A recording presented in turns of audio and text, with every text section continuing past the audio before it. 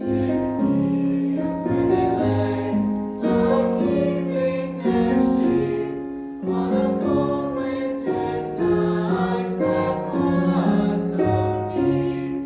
Noel, Noel, Noel, Noel, born is the King of Israel.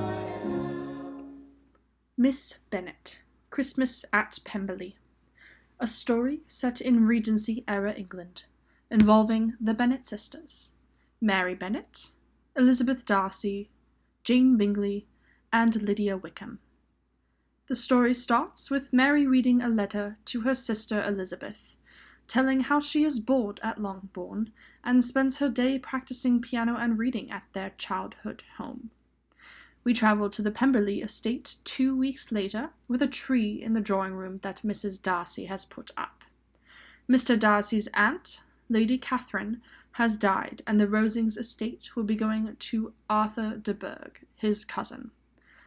Jane and Lydia come to Pemberley, and Lydia, despite being married, continually flirts with Arthur in an escape to attempt her loveless marriage. Arthur has his eyes set on Mary, however. She writes him a letter, but puts it in Mary's book by mistake. Mary reads this letter and believes it comes from Arthur. She and Arthur write each other a letter, but do not give them to each other.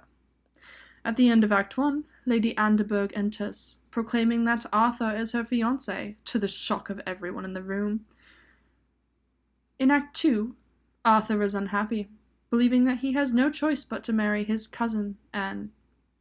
Mr. Bingley and Mr. Darcy help him to realize that he in fact does have a choice, as he is the heir to the estate, while Anne is the heir to the inheritance. The Bennet sisters help Arthur to realize that he loves Mary, and that he needs to tell her himself. Arthur eventually breaks the news to Anne that he will not be coming back to Rosings with her, and will not marry her. But he assures her that she will want for nothing, and can stay at Rosings for the rest of her life if that is what she wants. Arthur spills his feelings to Mary and presents her with a map. The story ends with Arthur holding mistletoe above Mary's head, and they kiss as the lights fade to black.